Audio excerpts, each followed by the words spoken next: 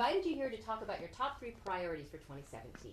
What are they? Thank you, Gasia, and it's great to be here, Channel 2. And, I'm excited about the city of San Francisco. We're at a time when we're really strong economically. We're below 3%. We're 2.95% unemployment, if you can really realize that. And I have to harken back just 6 years ago when I became mayor. We had double-digit unemployment. We had kind of unsustainable health care and pension costs. But not all that's changed. And I'm at the helm of trying to build as much housing as I can. So when you ask me what my 3 priorities are, it's building more housing, particularly aimed at our working and middle class folks, because they're screaming that they're the talent of a lot of our businesses and they can't afford to be in the city. So I'm concentrating on that. I have a goal of 30,000 new and rehabilitated housing by 2020. And we're on a very good track. In fact, we finished 13,800 of those units just this past year, and over something along the lines of 42% of all that housing was affordable to middle income and low income families. So we're buoyed by that, and we're going to have a lot of help from the private sector. We're obviously stashing money for affordable housing in the government sector, and so we're bracing for it. But we continue to have a housing crisis. In fact, I think that's the same for San Jose and Oakland at the same time, and we're all trying to keep our talents within close proximity of where the employment is. And that's why we have a strong economy, but I've got to carry through this 30,000 units of housing. I'm excited because we have a good track record of keeping that. Second priority is homelessness and reducing homelessness for more people. We are going to eliminate homelessness for veterans by the end of this year, 2017. I'm excited about that. It's a commitment that I made to First Lady Obama when she was in office or in the White House with President Obama.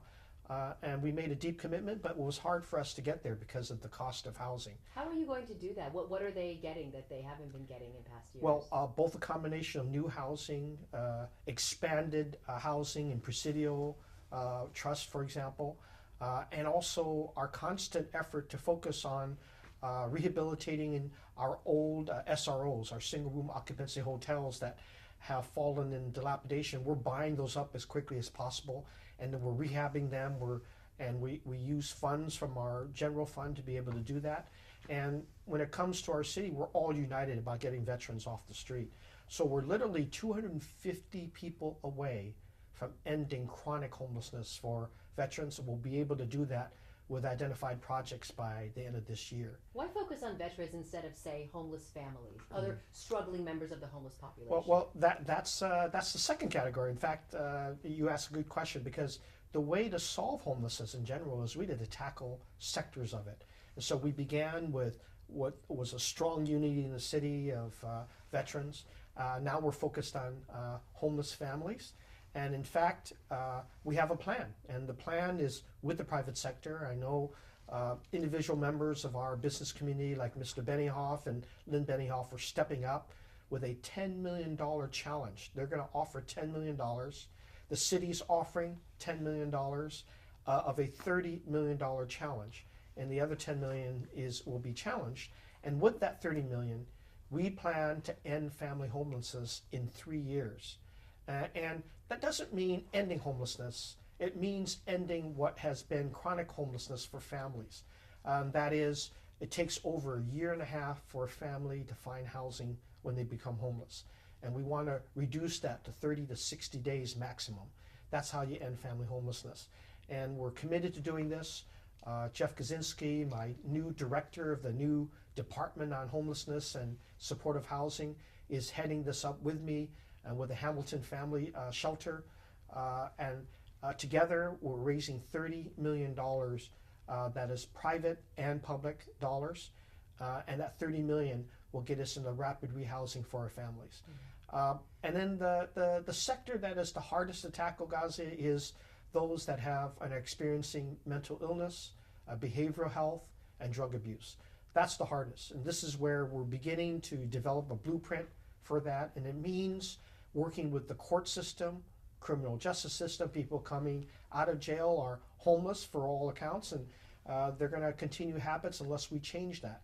And so all of the criminal justice system has to be working with us and our human services system, but particularly the courts. And the reason I say the courts is because when it comes to mental illness, we have Laura's Law, which allows families to help us identify mental illness in their family and kind of surround their individual family loved ones with a good, strong support system in the health field. But it's still on the basis of voluntarism. And that means that people who are cleaned up, they go to our general hospital on a crisis basis, and they end up being cleaned up in 48 hours, as we often do, they're right back in the same environment. And so we're asking our courts to work with our public health department, work with experts in the medical field, particularly in behavioral health, to identify those individuals who can't really make those decisions for themselves, who have shown a history of repeatedly going through the emergency divisions of our city and ending up with the same prospects and the same bleak life on the streets that they have. So this is the hardest one. We're beginning to develop that blueprint, and we're going to need a healthy dose of re-looking at what conservatorships are in the court system and working on that aspect, particularly with those that are victims of drug abuse and mental behavior. So homelessness is one that I'm excited to do because we are making some great strides. In fact, we're opening up 3 new what we call navigation centers. And Gasia, these are new centers. They're not the shelters of our past. And I was talking to former Mayor Gavin Newsom about the fact that these that we can't live with these shelters anymore because you're in and out, and there's nothing there to change and transform people's lives. With the Navigation Center, it's 24/7 attention to these individuals. They don't come in at their will, we invite them in.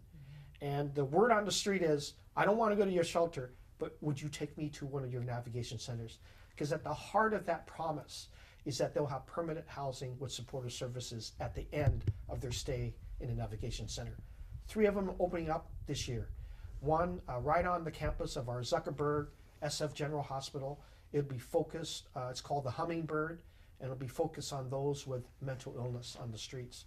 And we have some 20 to 25 beds that will assist directly in people that have behavioral health. We have another center at south of Market Street called the SOMA Navigation Center, and that'll be targeting some 75 people who are chronically homeless.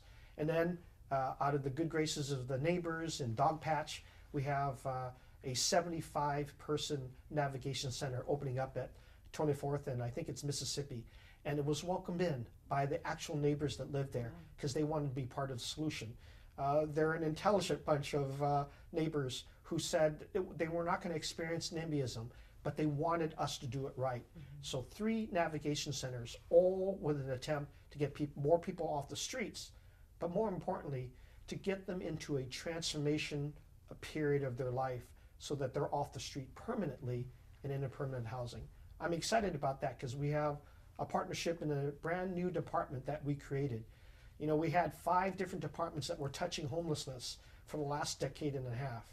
And I wanted a department with 120 people totally committed 24/7 to ending homelessness for every person that they touch. And this is the promise I've made to the citizens of San Francisco. It's not about moving people from one corner to the other. It's about having that solution. And I'm very proud that neighbors like Dogpatch and others are stepping up. And I'm asking every neighborhood to adopt a similar attitude. Let's end homelessness for as many people as we can do and get them off the streets. But get them into employment, get them into training, get them into less dependency on drugs. And let's find a pathway forward that is compassionate, but also mentally, health-wise, leaning on the expertise of our behavioral health experts. How many